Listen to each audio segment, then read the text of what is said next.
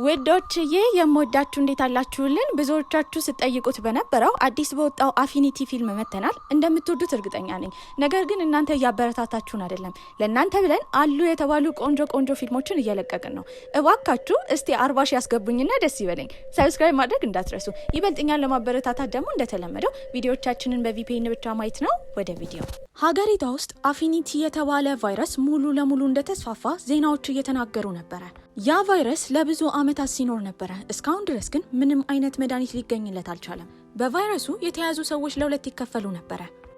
ታይፕ ኤ የሚባሉት ምንም አይነት መጥፎ ነገር የማያደርጉና ልክ እንደ ማንኛውም ሰው የሚኖሩ ነበሩ። ታይፕ ቢ የሚባሉት ግን በጣም አስቸጋሪዎች ናቸው። ራሳቸውን መቆጣጠር የሚከብዳቸው፣ ብዙውን ጊዜ በወንጀልና በሰው ግድያ የሚጠረጠሩ ነበሩ። ያንጊዮ ማለት በጣም ደስተኛ ናት። እሷ ታይፕ ኤ ነበረች። ደሟ እንደ ማንኛውም አይነት ሰው ጤነኛ ነበረ። ነገር ግን ኃይል እንዳለው ይወራለት ነበረ። በጣም የምትቀርበው ታላቅ ወንድም ነበራት። ታዲያ ወንድሟም እንደሷ አይነት ታይፕ ኤ ቢሆንም ሁለቱ በጣም ከመዋደድና ከመቀራረባቸው የተነሳ እንደ እናትም እንደ አባትም የሚንከባከባት እሱ ነበረ። በስራው ደግሞ ፖሊስ ነበረ። ታዲያ ሁለቱ ቆመው እያወሩ ነው። በጣም ቅብዝብዝና ቀበጥ ስለሆነች ብዙውን ጊዜ ከወንድሟ ጋር ይጣሉ ነበረ። በአጠገባቸውም በጣም ብዙ ፖሊሶች በመኪና ያልፉ ጀመረ። ይህንን ያየው ወንድሟም ግድ እነሱን መከተል ስላለባቸው እሷን መኪና ውስጥ ካስገባ በኋላ ነበረ ይዟት ሄደው። የሄዱትም ዋና ተዋናያችን ቤት ነበረ። እዛም እሱ ታይፕ ቢ እንደሆነ የሚወራለት እንዲሁም እናትና አባቱን ገሏል ተብሎ ተጠርጥሮ ነበረ። በዛ ሰዓት ወንጀለኛ ስለሆነ ይዘውት ይወጣሉ። ፊቱ ላይ የሚታየው በጣም የቀዘቀዘ አስፈሪ አመለካከት ነበረ። በዛ ሰዓት ግን በወጣበት ጊዜ የተመለከታት ዩያንጊዮን ነበረ። ወዲያው ፊቱ ላይ ፈገግታ ይታያል። እሷም በፍርሃት ወደ ኋላ እየተጠጋች ነበረ። ይሄ ትዕይንት ከተፈጠረ 5 አመታቶች አልፈዋል። አሁን ዩያንጊዮ ብታድግም ነገር ግን ያን የተፈጠረውን ነገር በተደጋጋሚ ታስታውሰው ነበረ። ከህልሟ ሁላ እንደ ቅዠት ይመጣባታል። ከማደጓ የተነሳ በጣም ጎበዝ ዶክተር ለመሆን አንድ ሆስፒታል ውስጥ በጀማሪ ተማሪነት ለመግባት አስባለች። እሷ የነበረችበት ቦታ በጣም ጸጥታ የተሞላ ጫካማ ስፍራ ነበረ። መኪናዋ ውስጥ ቁጭ ብላለች። በሌላ ትዕይንት ደግሞ ታይፕ ቢዎች ተሰብስበው አንድ ላይ አንድ መድኃኒት ስላለ ያ መድኃኒት ደግሞ ታይፕ ቢዎችን ያረጋጋል ተብሎ ስለሚወራ እሱም መድኃኒት ለማግኘት ከታሰሩበት መኪና ውስጥ ራሳቸውን ፈተው እዛ ያሉ ፖሊሶችን በመግደል ያንን መድኃኒት ወስደው ነበረ። ያመሩትም ወደ ጫካው ነበረ። ታዲያ ሬን የሚባለው ልጅ እንደ አጋጣሚ ሆኖ ዩያንጊዮን ያገኛታል። ታዲያ እሷም በድንጋጤ ፈርታ ነበረ። እሱ ግን ሽታዋ የተለየ ስለሆነ በጣም ወዷት ነበር። በዚህም እሷን አግቶ እነሱ የታሰሩበት መኪና ውስጥ ነበር የከተታት። ይሄ ነገር ግን የተሰማው መሪ ተዋናያችን ጉያንሺንግ እሷን ለማዳን መኪናውን በፍጥነት እየነዳ ነበረ። ታዲያ እዛ ያሉ ታይፕ ቢ የሆኑት ወንበዴዎችም እንደምንም ብለው ትልቁን ኮንቴነር ለመንዳት እየሞከሩ ነበረ። እሷም እዛ ውስጥ በነበረችበት ጊዜ ለመድኃኒትነት የሚጠቀሙበትን መርፌ አግኝታ ነበረ። ያንን መርፌ ተጠቅማ እነሱን ለመጉዳት ብትሞክርም አልቻለችም። ታዲያ ፖሊሶችም እነሱን እየተከታተላቸው ነው። የዩያንጊዮ ወንድምም እህቱን ለማግኘት እየለፋ ነበረ። በዚህ ሁሉ ውስጥ ትልቅ ፍትጊያ ተፈጥሮ ነበረ። ታዲያ ጉያንሺንግም ምንም ስለ ራሱ ሳይራራ መኪናውን እዛ ኮንቴነር መኪና ውስጥ በማስገባት እንዲገለበጡላ ሊያደርገው ነበረ። ታዲያ እሷም ከመኪናው ትወረወራለች።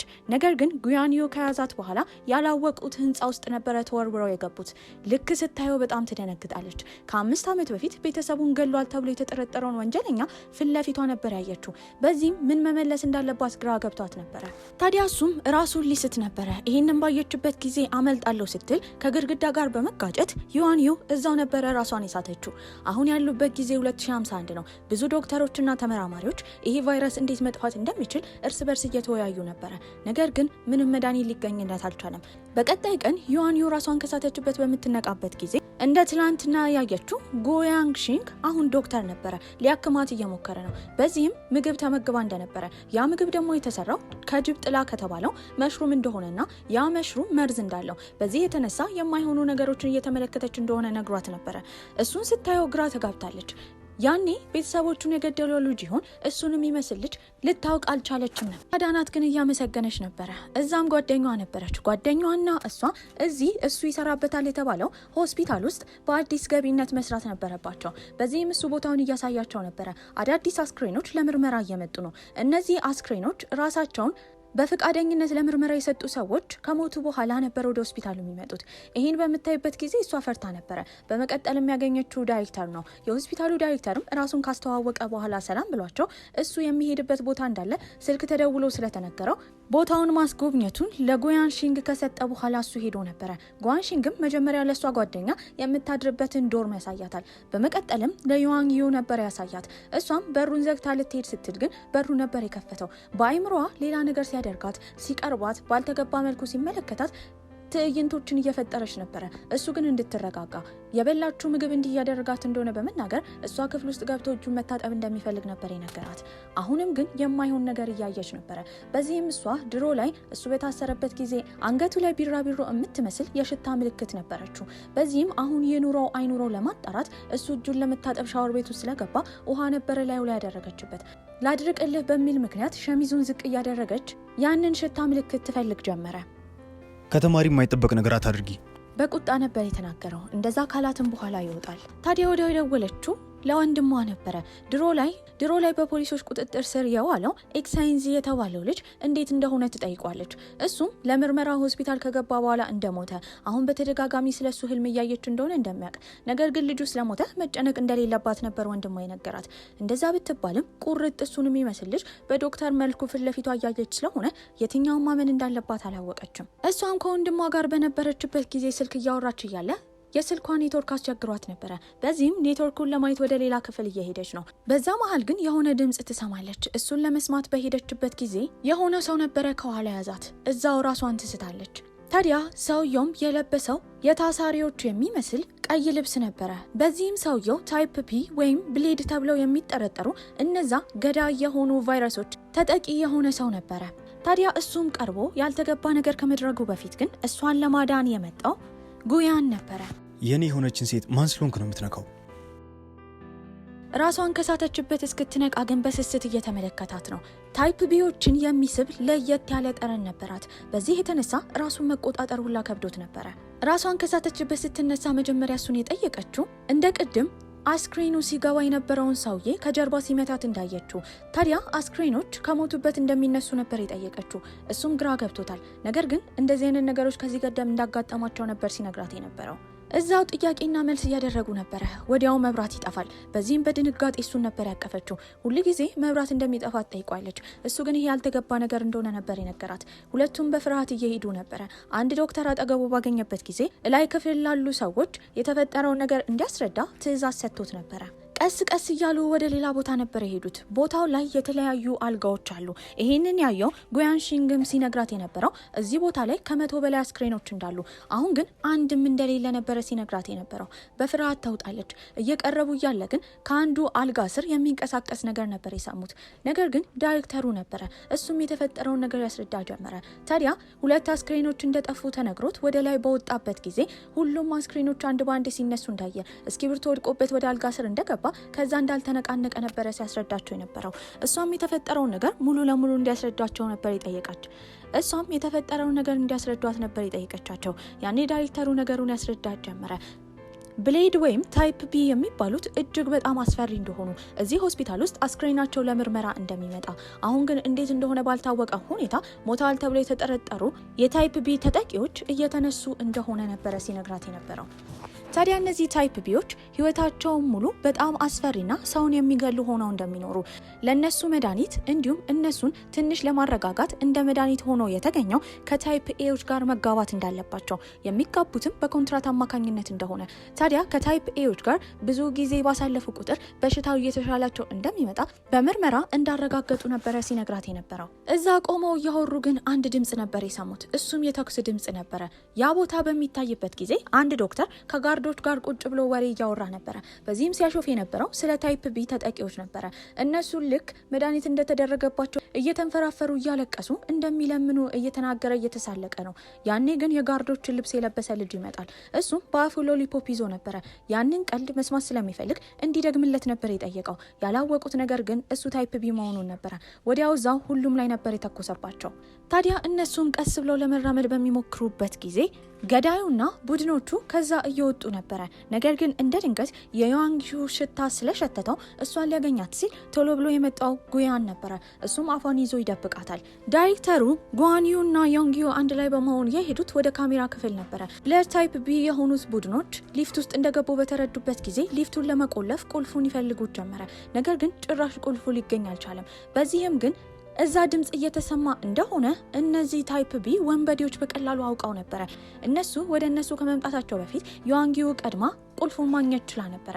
ታዲያ እንደምንም ብለው ሊፍቱን ለመቆለፍ እየተጣደፉ በሚሄዱበት ጊዜ ቁልፉን የያዘው ዳይሬክተሩ ነበረ። እሱም ይወድቃል። ታዲያ ግን ያንን ቁልፍ ለመያዝ ስትሞክር ደግሞ ከድሮ እሷም ሊወድቅባት ነበረ።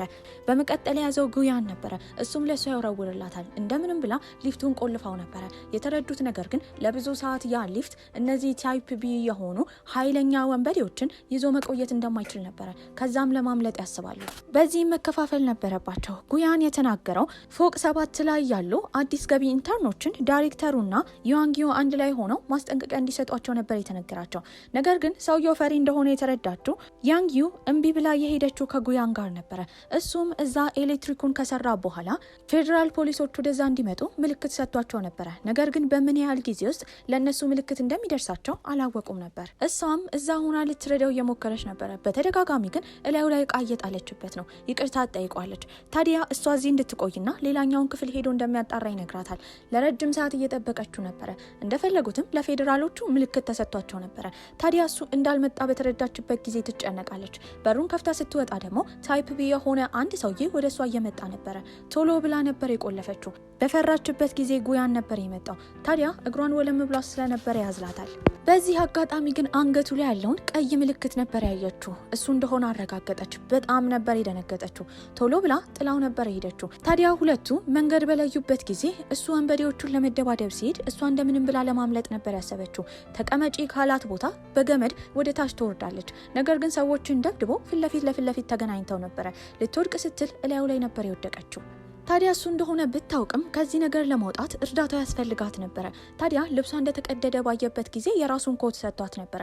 ኮት ውስጥ ስትገባ ደግሞ እሱ ታይፕ ቢዎችን የሚያዘገየውን መድኃኒት እዛው ኪስ ውስጥ ረስቶታል። ለማፋለምም ሄደዋል። እንዳይጎዳ በማሰብ ቀጥታ ወደዛ ትሄዳለች። እርዳታ የሚያስፈልጋቸው የታይፕ ቢ የተጠቁ ሰዎች ነበሩ። መሬት ላይ ዘርሯቸው ነበር። ታዲያ ከኋላም ስታየው ከዚህ በፊት ያየችው ልጅ ቁርጥ ይመስል ነበረ። እሱም ማስመሰል እንደሰለቸው ይነግራታል። እሺ ለምንድን ነው የምትቀርበኝ?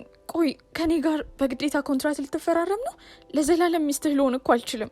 እሱም ፈገግ ካለ በኋላ ለምን እንደዚህ አይነት ነገር እንዳሰበች ይጠይቃታል። በህይወቱ ዘመን እንኳን አንድ ሰው እንኳን እንደዚህ ማርኮት እንደማያውቅ፣ እሷ ለየት ያለ ቦታ እሱ ህይወት ላይ እንዳላት እየነገራት ነበረ። ሃይ ስኩል ተማሪ በነበረበት ጊዜ አንዴም እንኳን ስቆ አያውቅም ነበረ። ሴቶች ሲቀርቡት ይሸሻቸው ነበረ። ነገር ግን ይሄ ከሰዎች ባህሪ የወጣ እንደሆነ በተረዳበት ጊዜ ራሱን ለማመሳሰል በመስታወት እየተለማመደ ለመሳቅ እየሞከረ ነበረ። የሳቀላቸው ሴቶች እንዳለ እያመጡ ደብዳቤ ይሰጡታል። ይሄ ነገር ግን ስልችት ነበር ያለው። ቤተሰቡን ገሏል ተብሎ በተጠረጠረበት ጊዜ ሲወጣ ነበረ እሷን ለመጀመሪያ ጊዜ ሲያያት ህይወት የዘራችለት ያህል የተሰማው። በእሷ ብቻ ነበረ ደስተኛ ሲሆን የነበረው። ለብዙ ዓመታትም ሳይረሳት እያሰባት ነበረ። በታሰረበት ጊዜ ታሳሪ ሰዎችን መደብደብ ለሱ ቀላል ነበረ። ታዲያ እሷ ኢንተርን ሆና እዛ ሆስፒታል ውስጥ ትገባለች ተብሎ በተወራበት ጊዜ ምርመራ አድርጎ የተቀላቀለው ለሷ ሲል ብቻ ነበረ። በዚህም ሰውነቱ እየደከመ ነበረ። በጣም እየተናደደ ነው። በእንደዚህ አይነት ሁኔታ ደግሞ ከታይፕ ኤ ሰዎች ጋር አካላዊ ግንኙነት ማድረግ ነበረባቸው ወይ ደግሞ ሊስማት ይገባ ነበረ። እሷ ግን መሳምን አልፈለገችም። ቶሎ ብላ መድኃኒቱን ከፈለገች በኋላ እንዲረጋጋ ለማድረግ አስባለች። ታዲያ ከቀረበችው በኋላ ግን ምኑ ጋር መውጋት እንዳለባት ግራ ገብቷታል። እሱም አንገቱ አካባቢ ነበር ያስወጋት። በመድኃኒቱ የተነሳ ይረጋጋ ጀመረ። ደህና ከሆነ በኋላ ግን እሷን ከማቀፍ ወደ ኋላ አላለም ነበረ። ሽታሽ ብቻ ያረጋጋኛል። እባክሽ ተተሽኝ አትጂ። ለትንሽ ደቂቃ ብቻ ቀፊኝ። ዳይሬክተሩም 7ኛ ፎቅ ደርሶ ነበረ። አዲስ ገቢ የሆኑ ኢንተርኖችን እንዳለ እንዲያመልጡ ነበር የነገራቸው። እሷም ጓደኛዋን ለማግኘት ሄዳ ነበረ። እንደምንም ብለው ተሰብስበው ከዛ ለማምለጥ እየሞከሩ ነበረ። ነገር ግን ታይፕ ቢ ተጠቂ የሆኑ ሰዎች እየበዙ ነበር የሄዱት። ከሌላኛው ህንፃ ወደ ሌላኛው ህንፃ መሄድ እንዳለባቸው ነበረ በመጨረሻ ያሰቡት። በዚህም ዳይሬክተሩ አንድ ሀሳብ ያመጣል። እዛ ህንፃዎችን ለመስራትና ኮንክሪት ለመሙላት የሚጠቀሙበትን ማሽን በማገጣጠም ልክ እንደ ድልድይ እንዲያልፉ እንደሚረዳቸው ይናገራል። በዚህም እነሱ እያለፉ እያለ ታይፕ ቢዎች ብዙ ሆነው ስለመጡ ወደ ኋላ የቀረው ጉያን ነበረ። በዚህም ከነሱ ጋር መደባደብ ጀመረ። ከተደባደበ በኋላ ወደ ድልድዩ በመውጣት ለማምለጥ እየሞከረ ነው። ሌላኛው ማሽን እሱን መቶት ነበረ። ልክ ሊወድቅ ሲል በአንዱ ብረት አማካኝነት መንጠልጠል ችሏል። ያኔ እሷ እጇን ነበር የላከችለት። ህይወቷን ለእሱ አሳልፋ መስጠቷ በጣም ገርሞት ነበረ። በዚህ መሀል ግን እንደ ድንገት እሷም ትለቀዋለች። ወደ ታች ነበር የተወረወረችው። በተወረወረችበት ጊዜ ትንሽም እንኳን አላመነታም ነበረ። እሱም ዘሎ ተወርውሮ አቅፎ ነበረ ወደ መሬት ያወረዳት። አብረሽኝ ትሞቻለሽ ብዬ አስቤ አላቅም ነበረ። እንደዚህ ሲላትም ምንም ልትመልስለት አልቻለችም ነበር። ነገር ግን ከዛ ለማምለጥ በመከሩበት ጊዜ የመጣው የቡድኑ የወንበዴዎቹ ዋና መሪ የሆነው ልጅ ነበር። እዛ ደግሞ ውሃ ውስጥ የሚመላለስ አሳ ነባሪ የሚመስል ኦክቶፐስ ነበር። ያ ኦክቶፐስ የታይፕ ቢ ደም ስለተመገበ እሱም በጣም መጥፎና አውሬ ነበር። በዚህ ሰዓትም ከልጁ ጋር ለመደባደብ ጉያን ሄዶ ነበር። እሱ እዛ ሲደባደብ ደግሞ ያ አሳ ነባሪ እሷን እጇን ይዟት ነበር። ታዲያ ልጁም ሲነግረው የነበረው ለአሳ ነባሪው ትንሽ ደም ከሱ ከሰጠው ጉያን ጠንካራ ስለሆነ አሳ ነባሪውም ጠንካራ ስለሚሆንለት ያኔ እሷ እንደማትጎዳ ይነገረዋል። እሺ ብሎ ለአሳ ነባሪው ደም ይሰጥ ጀመረ። በዚህ የተነሳ ግን ብዙ ደም እያጣ ነበረ። እንዲያቆም ብትነግረውም እሱ ግን አላቆመም ነበረ። ያላቆመበት ምክንያት አሳ ነባሪው ብዙ የሱን ደም ከወሰደ እሱም ሆነ የሱ አለቃ ደማቸው የተገናኘ ስለሆነ እንደሚሞቱ እርግጠኛ ስለሆነ ነበረ።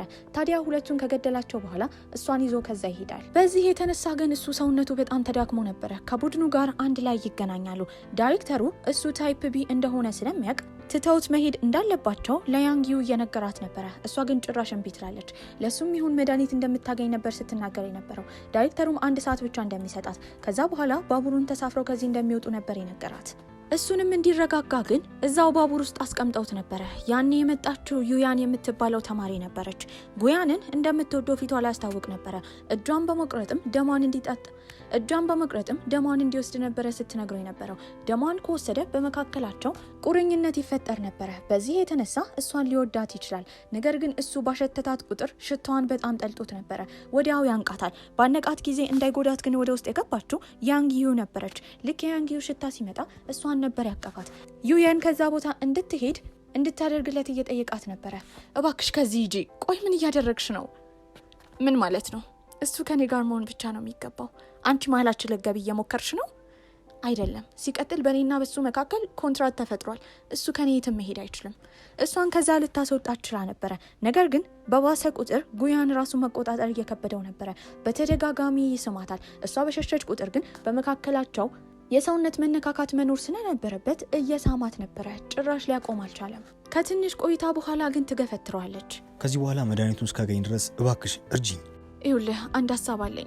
ታይፕ ቢዎችን መስለን ተቀላቅለን ከዚህ ማምለጥ አለብን። በዚህ ሀሳብ እሱም ተስማምቶ ነበረ። ታዲያ እነሱ የሚለብሱትን ልብስ ነበር የለበሱት። እሷ ተቀላቅለው በሚሄዱበት ጊዜ እንደ ድንገት ታነጥሳለች። ባነጠሰችበት ሰዓት የታይፕ ቢ ሰዎች ታይፕ ኤ እንደሆነች አውቀውባት ነበረ። ያን ያባረሯቸው ጀመር። ቀድሞውም የተደበቁት መኪና ውስጥ ነበረ። ታይፕ ቢዎች ግን ሽጉጥ ነበራቸው። ታዲያ ገድየዋለሁ ብሎ ያሰበው የቡድኑ መሪ በህይወት ነበረ። ሽጉጡን በመያዝ ያሉትን መኪኖች እንዳለ ይመቱ ጀመረ። ነገር ግን እነ ጉያን ምንም አልተንቀሳቀሱም። እሷ ስለፈራች ጆሮዋን ይዞላታል። በጥይት ልትመታ ስትል እጁን ሸፍኖ ተመቶላት ነበረ። ታዲያ እንደቆሰለ በተረዳችበት ጊዜ ታይፕ ቢዎች ከዛ ቦታ ሲሄዱ መጠጥ አግኝታ በመጠጡ ቁስሉን ካጠበችለት በኋላ እየተንከባከበችው ነበረ። አሁንም ግን ስለተዳከመ ሊስማት ፈልጎ ነበረ። ከዚህ በላይ ከሱ ጋር እንደዚህ አይነት ግንኙነት እንዲኖራት አልፈለገችም። በዚህም እየሮጠች ያደረገችው ነገር መድኃኒቱን ካስቀመጠችለት በኋላ የጋራጁን በር መዝጋት ነበረ። ታዲያ ያንን መድኃኒት ራሱን ከወጋ እንደሚረጋጋ በመናገር እየሮጠች ከዛ ቦታ ትሄዳለች። ታዲያ እየሮጠች በሄደችበት ጊዜ የተገናኘችው ከቡድኑ ዋና መሪ ጋር ነበረ። ሊጎዳት ተዘጋጅቶ ነበረ። ታዲያ እሱ ወደ እሷ በሚቀርብበት ጊዜ ከሩቅ ነበር የተተኮሰባቸው። ወንድሟ ቡድኖቹን ይዞ ወደ ቦታው መጥቶ ነበረ። እዛ ያሉ ብሌዶችን እንዳለ መግደል ችሏል። ነገር ግን እህቱን ሊወስዳት ሲል ወዲያው ያልታሰበ ሰው መጥቶ ልክ እንደ ንፋስ በመቅስፈት ከዛ ቦታ ይዟት ይሄዳል። ይዟት የሄደውም ጉያን ነበረ። አቀበጥኩሽ አይደለ? ለዛ ነው ትእዛዜን የማታከብሪ አይደለ? ጭራሽ ጥለሽኝ ሄድሽ። ከዚህ በኋላ ግንኙነታችንን የምቆጣጠረው እኔ ነኝ። እንደዚህ ሲላት በጣም ፈርታ ነበረ። ይኸውልህ ድሮ ላይ ማስብህ ልብ የሌለህ ጨካኝ ሰው እንደሆንክ ነው። ፍቅር ደግሞ በግዴታ አይመጣም። እኔ በግድ ካንተ ጋር እንደሆን ካደረግከኝ ይበልጥ እየጠላሁ ነው የምመጣው። ከዚህ በኋላ አንድ ስራ ነው ያለኝ፣ እሱም አንቺ ልትወጂ ማድረግ። የቡድኑ ዋና መሪ የሆነውን ያንሺንግ የሚባለው ሰውዬ በጣም ተጎድቶ ነበረ። ታዲያ እነሱ ከዛ ከመሄዳቸው በፊት ግን እንዲረዱት እየጠየቃቸው ነበረ። ትንሽ ደም ነው የሚያስፈልገው። እሱ ደም ደግሞ የጉያን ደም ነበረ። ጠንካራ ስለሆነ እሱም ጠንካራ እንዲሆን ይረዳው ነበረ። ነገር ግን ጉያን በጣም ተናዶ ከመታው በኋላ ሁለቱም ከዛ ይሄዳሉ። ይሄንን ያየችው ያንጊው ግን ተመልሳ መታ ነበረ። ለሱም እንዲረዳው መድኃኒት ከሰጠችው በኋላ ብዙ ሰዎችን ስለገደለ ቁጭ ብላ ልትረዳው እንደማትችል ማዳን ከፈለገ ግን ራሱን እንዲያድን ነግራው ነበረ የሄደችው። ወዲያው ግን የተተኮሰበት ከፖሊሶቹ ነበረ። የተኮሰበትም የያንጊው ወንድም ጓደኛ ነበረ። ሟቹም በዛ ሰዓት ሲያስብ የነበረው ለወንድሙ የገባውን ቃል ነበረ። ያንን ሎሊፖፕ የሰጠው ወንድሙ ነበረ። ከወንድሙ ጋርም ብዙውን ጊዜ እነሱ ብሌዶች ስለሆኑ ታይፕ ኤ የሆኑ ሰዎች ያግቱና ይወስዳቸዋል። ያግቱና ይወስዷቸዋል። ካሰሯቸው በኋላ በጣም አጸያፊ በጣም ከባድ የሆነ ምርመራ ያደርጉባቸው ነበረ። ለዚህም ነው ታይፕ ኤዎችን ለመበቀል የሚፈልጉት። አሁን ግን ነገሩ አልተሳካም ነበረ። ጉያንም ለመጨረሻ ጊዜ እሷን እየተሰናበታት ነበረ። ወንድሟ ፖሊስ ስለሆነ የእሱን ማንነት ለማንም እንዳትናገር አስጠንቅቋት ነበረ። ታዲያ እንድትሄድ ይነግራታል። ከጀርባ እንደሆነ እርግጠኛ ነበረች። ዞር ብላ ዞር ስትል ግን በቦታ የለም ነበረ። የመጣውም ወንድሟ ነው። ወንድሟም ወደ ቤት ነበረ ይዟት ሄደው። እሷ ግን በዛ ሰዓት ሌሊቱን ሙሉ ስታስብና ስታልም የነበረው ስለ ጉያን ነበረ። ሲስማት አብረው ያሳለፉትን ጊዜ ነበር ስታስታውስ የነበረው። ታዲያ በዚህም ካልጋ ላይ ሁላ ወድቃ ነበረ። ወንድሟ ምግብ ስለሰራ እንድትበላ ይጠራታል። ለመብላት በሄደችበትም ጊዜ በተደጋጋሚ የኤክሺንጂ ድሮ ላይ ቤተሰቡን ገሏል የተባለውን ልጅ ስም ስትጠራ እንደሰማት ግን መፍራት እንደሌለባት ልጁ እንደሞተ ነበረ ሲነግራት የነበረው። እውነታውን ግን የምታውቀው እሷ ነበረች። በመቀጠልም ወንድሟ የነገራት ማግባት እንዳለባት ነበረ። በዚህም ብላይንድ ዴት ላይ መሄድ ነበረባት። እሷ ግን እምቢ ነበር ያለችው። በቀጣይ ቀን ግን በዊልቸር እየተገፋች ራሷን ያገኘችው ቆንጆ ቦታ ውስጥ ነበረ። ወንድሟ በወተት አድርጎ መርዝ እንደሰጣት እርግጠኛ ነበረች። እምቢ እያለች ስለምታስቸግረው ነበረ እዛም ያለችው። ዋና ሰዎችን የምታገናኘው ሴት ስትነግራት የነበረው በስነ ስርዓት እነሱን እንድታግዛቸው ነበረ። እዛ ብዙ ታይፕ ቢዎች አሉ። ታይፕ ቢዎች ከተወዳደሩ በኋላ ያሸነፈው ሰው እሷን እንደሚያገባ ነበር የተነገራት። ከዚህ መሀልም የእሷ ወንድም በጣም የሚያምነው ጓደኛው ሁላ ነበረ። ጓደኛው ታይፕ ቢ ነው። እዛም ለመፋለም ተዘጋጅቶ ነበረ። ከመወዳደሩ በፊት ፈገግ ብሎ እሷን እየጠቀሳት ነው። ያላወቀችው ነገር ግን ለማግባት ሌላኛዋ የመጣችው ዩየን የተባለችው ጉያንን የምትወደው ሴት ነበረች። ታዲያ የወንድሟ ጓደኛ በጣም ጠንካራ ነው። አሉ የተባሉ ብሌዶችን እንዳለ ደብድቧቸው ነበረ። በመጨረሻ ግን አንድ ተፋላሚ ይመጣል። ስሙ እንኳን አይታወቅም ነበረ። የመጣውም ጉያን ነበረ። ከሱ ጋር በሚደባደብበት ጊዜ ጉያን በቀላሉ አሸንፎት ነበረ። ታዲያ ዩየን ጋርም አንድ ወንድ ነበር የመጣው። እግሯ ላይ የሚንበረከክላታል እንድትረዳው። እሺ ካለችውና እሱን ካገባችው እንደ ልዕልት እንደሚያኖራት እየነገራት ነበረ። ዩየን ግን የምትወደው ጉያንን ስለሆነ እምቢ ትላለች። እምቢ ስለተባለ እዚያው ነበር የተተኮሰበት። ታዲያ አሸንፎ የመጣው ጉያንም እሷ ጋር መጥቶ ይንበረከክላታል። ታዲያ ያንጊዩን እንድታገባው ነበር የጠየቃት። እሷ ግን እምቢ ማለት ፈልጋለች። ነገር ግን እምቢ ካለች እዛው ስለሚተኮስበት እሺ ማለት ነበረባት። እሺ ከተባባሉ በኋላ ኮንትራቱን ለመፈራረም አንድ ላይ ይሄዳሉ። ታዲያ እስከዛ ድረስ አፉ ላይ ማስክ ተደርጎለት ነበረ። እሷም ተስማምታ ሁሉም ላይ ትፈርማለች። ነገር ግን ባልና ሚስት የሚሆኑት ለመረዳዳት እንጂ በፍቅር እስካልተጋቡ ድረስ በመካከላቸው ምንም እንደማይኖር ነበር የነገረችው። እሱም ተስማምቶ በመቀጠል ማስኩን ነበር ያወለቀው። ሰርጉ ላይ መጥቶ እንዲታደምም ለወንድሟ ትደውልለታለች። ወንድሟ በስራው መጥፎ ነበረ። ምክንያቱም እሱ ታይፕ ቢዎችን እያሰቃየ መድኃኒት ለማግኘት ይሞክራል። ለእሷ ግን በጣም ጥሩ ሰው እንደሆነ ነበር የሚያሳያት። ለራሱ ደግሞ ታይፕ ቢ የሆነች ሚስት ነበረችው። ሰርጉ ላይም በቅርቡ እንደሚመጣ ነግሯት ነበረ። ዝግጅቱ የሚዘጋጅ ጀመረ። ታዲያ የወንድሟን ጓደኛ ነበር ያገኘችው። ከሱ ጋር መሆን ስላልቻለች ይቅርታ ትጠይቋለች። እሱም ተስፋ እንደቆረጠና እንደማያስቸግራት ሰርጉንም እንደሚያዘጋጅላት ይነግራታል። ሰርጉ እየተዘጋጀ ልብሷንና ሜካፓ እየተስተካከለላት ነበረ። ታዲያ ልብሱንም ለብሳ ውጪ ወጣ ነበረ። በወጣችበት ጊዜ እሷን ሊያገኛት የመጣው ጉያን ነበረ። እሱም ሱፉን ለብሷል። እሷ ሙሽራ ቀሚሱን ለብሳለች። አምሮባቸው ነበረ። ታዲያ እርስ በርስ እንደሚያምሩ ተነጋግሯል። በዚህም እሱ ይቀርባል ጀመረ። ነገር ግን እንዲቀርባት አትፈልግም። እንደ ስጦታም አንድ የአንገት ሐብል ነበር የሰጣት። የአንገት ሐብሉን እንድትጫነው ይነግራታል። ልክ ስትጫነው እላዩ ላይ መድኃኒት እንዳለ እሱ ገደቡን በሚያልፍበት ጊዜ ያንን መድኃኒት ከወጋችሁ ራሱን መቆጣጠር እንደሚችል ነበር የነገራት። ያኔ ግን አንድ ሰው መጥቶ ውሃ ነበር የሰጣት። ውሃውን እንደጠጣችም ሰውነቷ ይዝል ጀመረ። ይህንን ያደረገችው ዩያን ነበረች። አንድ ብሌድ መጥቶ እሷን እንደፈለገ እንዲያደርጋት ትእዛዝ ሰጥታው ነበረ። ዩያንም ምሽራ ቀሚሱን በመልበስ እሷን መስላ ጉያንን ለመግባት ነበረ ያሰበችው። እንደምንም ብላ ግን ከመርዙ ራሷን እየገፋች ራሷን ከሳተችበት ትነሳለች። በዚህም ሄዳ ስትደባደብ የነበረው ከዩየን ጋር ነበረ። ዩየን በቀላሉ ልታሸንፋት ስትል ግን ጉያን ከጀርባ ከመጣ በኋላ ጭንቅላቷን ነበር የመታት። በመቀጠልም ሁለቱ አንድ ላይ ወደ ሰርግ ዝግጅቱ ነበር የሄዱት። ታዲያ ወንድሟ እንደሚመጣ እርግጠኛ ነበረች። ቶሎ ብሎ እንዲፈርም እየነገረችው ነው። ምክንያቱም ወንድምየው እስካሁን የሚያውቀው የእሱን ጓደኛ እንደምታገባ ነበረ። ታዲያ ወንድምየው በመጣበት ጊዜ ሆን ብላ ርችት ታፈነዳበታለች። ያኔ አይኑ ላይ ነበር የገባው። በዚህም ሄዶ እንዲታጠብ እየነገረችው ነው። እሱ ግን የእህቱን ሰርግ እንደማያመልጠውና አይኑን ጨፍኖም ቢሆን እንደሚያጋባት ይናገራል። ታዲያ በሁሉም ሰው ፊት በወንድሟን ፈቃደኝነት ማንነቱን ሳያይ ቀለበት ያደርጋሉ። ሁሉም ሰው ፊት ባልና ሚስት እንደሆኑ ለማሳየትም ተሳስመው ነበረ። ወደሚኖሩበት ቤት ከሄዱ በኋላ ግን እሱ የእሷን ጠረን እያሸተተ ነበረ። አሁንም ሊቀርባት ይገባል። እሷ ግን እንዲቀራረቡ አልፈለገችም ነበረ። በደከመው ጊዜ እንድትረዳው እየጠየቃት ነው። እየታገለችው ነበረ። እሱ ግን ሁሌ ቀርቦ የሚነግራት ሽታዋ እንደሚያረጋጋው ነበረ። የአንገት ሐብሉን ገደብ ካለፈ እንድትጠቀም እየነገራት እዛው አቅፏት ነበር የተኛው። ጠዋት ላይም ወንድምየው አማችየውን ለመተዋወቅ ይመጣል። ታዲያ በሩ መክፈት አልፈለገችም። በግድም ወደ ውስጥ ነበር የገባው። በገባበት ጊዜ ያየው ጉያንግ ሺንግን ነበረ። በዚህም በጣም ይደነግጣል። የድሮውንም እዛው ወንድምየው ቆሞ ማስታወስ ጀመረ። ስሙ ሺንግሪ በነበረበት ጊዜ ቤተሰቦቹን ገሏል ተብሎ ተጠርጥሮ ከታሰረ በኋላ ወንድምየው በጣም ያሰቃየው ነበረ። እሱ ትልቅ ኃይል ስላለው የእሱን ደም እየወሰዱ ለምርመራ ይጠቀሙበት ነበረ። አንድ ቀን ላይ ግን ወንድምየውን ማሸነፍ ችሎ ነበረ። ታዲያ በዚህም ሲነግረው የነበረው በጆሮ እያንሾካሾከ እሱን ደግሞ በሚያይበት ጊዜ ትልቅ ድንጋጤ ውስጡ ላይ እንደሚፈጠር እርግጠኛ እንደሆነ ነግሮት ነበረ። ታዲያ ድንጋጤውም ይሄ ነበረ። ሰርፕራይዝ ያደረገው የእህቱ ባል ሆኖ በመምጣት ነበረ። ታይፕ ቢ የሆኑ ሰዎች ላይ ውስጣቸው ማሽን ካደረጉባቸው በኋላ እነዚህ ታይፒዎች ለምርመራ እየተጠቀሙ እንደፈለጉ ያሰቃያቸው ነበረ። ታዲያ ወንድምየውም ወደ ውስጥ ከገባ በኋላ አንድ ላይ ምግብ ሲመገቡ በመካከላቸው ያለ ጥላቻ ያስታውቅ ነበረ። ምግብ ተመግበው ከጨረሱ በኋላ ደግሞ እቃ ለማጠብ በሚሞክሩበት ጊዜ ከእህቱ እንዲርቅ እያስጠነቀቀው ነበረ። ጉያን ግን እሷን ከልቡ እንደሚወዳት እየተናገረ ነው። በዚህም እሱ ጠንካራ እየሆነ እንደሆነ የተረዳው ወንድምየው ወዲያው እጁን በማንቀሳቀስ እንዲንበረከክለት አድርጎት ነበረ። የሚንበረከክበት ምክንያት ውስጡ ማሽን ስለተገጠመበት ያ ማሽን ሰውነቱ ላይ ህመም ስለሚፈጥር ነበረ። ነገር ግን ምንም ያልመሰለውም ወዲያው የእህትየውን ስም ነበር የጠራው። ታዲያ ወዲያው እሷም ትመጣለች። በዚህም ስለ ወንድምየው ማንነት ሳይናገር ልብሱን እንድትሰበስብለት ነበር የነገራት። እሷም ትሰበስብለታለች። ወንድምየውም የተረዳው በጣም የሚሳሳላት እህቱ በሱ እጅ እንዳለች ነበረ። በመቀጠልም ወንድምየው የሄደው ታይፕ ቢ የሆነች ፍቅረኛው ጋር ነበረ። ለሷም መንገድ ላይ እንዲታገትና ሌላ ቦታ እንዲቀመጥ ሀሳብ ማምጣት እንዳለባቸው፣ አሁን ከእህትየው ጋር ስለተጋባ መገደል ስለማይችል እሱን መቆጣጠር እንዳለባቸውና ሀሳብ እንድታመጣ እየነገራት ነበረ። በመቀጠል የሚወስደን ትዕይንት ዳይሬክተሩ ጋር ነበረ። የሆስፒታሉ ዳይሬክተር እንደታመመ እያስመሰለ ነው። ወዲያው መኪና ውስጥ ከገባ በኋላ ግን ደና እንደሆነ ይታይ ነበረ። የሚያስመስልበት ምክንያት አለው። ምክንያቱም እሱም ታይፕ ቢ ነበረ።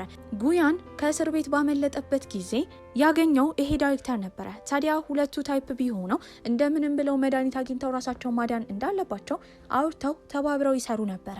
በመቀጠልም ያ ዳይሬክተር የተገናኘው ከጉያን ጋር ነበረ። ሁለቱም ቁጭ ብለው እያወሩ ነው። እንዴት መድኃኒቱን ማግኘት እንዳለባቸው ግራ ገብቷቸው ነበረ። በዚህም ጉያን ሲናገር የነበረው አሁን ያንጊዩን እንዳገባት ነበረ። ያንጊዩ ደግሞ ወንድሟ ድሮ እስር ቤት በነበረበት ጊዜ ሲያሰቃየው እንደነበረ፣ ድሮ ላይ ማንም የማይነካው ምንም አይነት ድክመት እንደሌለው አይነት ሰው ሲያስመስል እንደነበረ፣ አሁን ግን ድክመቱን እንዳገኘ፣ በድክመቱ ደግሞ እሱን እንደሚበቀለው እየተናገረ ነበረ። እነዚህ በታይፕ ቢ የሚጠቁት ሰዎች ምንም አይነት ስሜት አልነበራቸውም። ማልቀስ፣ ማዘን፣ ማፍቀር፣ መደሰት አይችሉም ነበረ። ታዲያ እንደዚህ እያወሩ እያለ ከሩቅ የመጣችው ያንጊዩ ነበረች። ልክ እሷን ሲያያት ግን በማያውቀው ሁኔታ ፊቱ ላይ ፈገግታ ይታይ ነበረ። እሷም ቁጭ ትላለች። ዳይሬክተሩም ስለተጋቡ እንኳን ደስ አላችሁ ካላቸው በኋላ ለእሷ ስጦታ ሰጥተዋት ነበረ። ሳጥኑን በከፈተች ቁጥር ሁሉም ሳጥን ውስጥ ሌላ ሳጥን ነበረ። በመጨረሻ ግን ትንሽዬ እስክሪብቶ ነበረች። በዚህ አጋጣሚ እሳቸውም ታይፕ ቢ እንደሆኑ ይነግሯታል። በመቀጠልም አንድ ላይ ከጉያን ጋር ሆነው ሪሰርች እየሰሩ እንደሆነ፣ ታዲያ ሪሰርቾቹ ግን የሚሰበሰቡት ከተለያዩ ቦታዎች እንደሆኑ፣ ሀገሪቷ ውስጥ 3 ቦታ እንዳለ፣ አንደኛውንም ስም በነገሯት ጊዜ ያስታወሰችው ወንድሟ ከዚህ ቀደም ታይፕ ቢዎች እየተወሰዱ እዛ ቦታ እንደሚመረመሩ የነገራት ቦታ ነበረ። ወንድሟም እንደሚሳተፍ ባየችበት ጊዜ እሷም ወደዛ ቦታ መሄድ እንደምትፈልግ ትናገራለች። ጉያን ግን ሊፈቅድላት አልቻለም። ምክንያቱም ቦታው በጣም አደገኛ ነበረ። ዳይሬክተሩ ግን እንደምትሄድ ነበር የነገራት። እሷም ተስማምታ ሰውየውን አመስግና ከዛ በሄደችበት ጊዜ ጉያን በጣም ይናደዳል። ታዲያ ሚስቱ በምትካተትበት ጊዜ ውሳኔ መወሰን ያለበት እሱ እንደሆነና ዳይሬክተሩ ቀድሞ እንዲያሳውቀው በቁጣ ነበር የተናገረው። ዳይሬክተሩን በመገረምና በመሳቅ እሺ ብሎ ጭንቅላቱን ይነቀንቅለታል። እሷን በመቀጠል ሄደችው ወንድሟ ጋር ነበረ። ታዲያ የምርመራው ቦታ ጋር ተቀላቅላቸው መሄድ እንደምትፈልግ ትናገራለች። ወንድምየው ግን አልፈቀደላትም ነበረ። ትለምነው ጀመረ። ምንም ማድረግ ስለማይችል እሺ ማለት ነበረበት። ታዲያ እሷም ስትነግረው የነበረው ታይፕ ቢ የሆነች ፍቅረኛ እንዳለችው እንደምታውቅ ነበረ። ይህንን እንዴት እንዳወቀች ሲጠይቃትም ድሮ ላይ በጣም ደካማ እንደነበረ፣ ደካማ የሆነበት ምክንያት ደግሞ ከታይፕ ቢዎች ጋር ግንኙነት በሚፈጠርበት ጊዜ ያ ቫይረስ ወደ ታይፕ ኤዎች ይገባ ነበረ። በዚህም አብረው ከታይፕ ቢዎች ጋር ብዙ ጊዜ ካላሳለፉ ታይፕ ቢዎች ራሱ እንዲደክሙ ይደረጉ ነበረ። በዚህ የተነሳ ይህንን ምልክት እሱ ላይ ስላየችበት እንዳወቀች ትነግሯለች። ሚስጥሩን ስላወቀችበት ግን ተናዶ ነበር። እንደዚህ አይነት ነገሮችን ማወቅ እንደሌለባትም ነግሯታል። ታዲያ ድሮውን ያስታውስ ነበረ።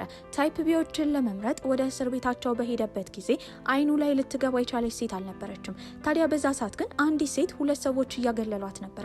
ሲያገሏት ዝም ብላለች። ጥብቅ አድርጋ አሻንጉሊቷን ይዛ ነበረ። ታዲያ ምንም እየመለሰችላቸው አልነበረም። ነገር ግን ነገሮች ሲጧጧፉ በጣም ትናደድና እላያቸው ላይ ወጥታ አንድ ባንድ ትደበድባቸዋለች። ይህንን ያየው የያንጊዩ ወንድምም እሷን ነበር የመረጣት። ከዛ ጊዜ በኋላ ወደ ውጭ ይዟት ይወጣል። ታዲያ ታይፕ ኤዎችን ባገኙበት ጊዜ ታይፕ ቢዎች ነፃ ይሆኑ ነበረ።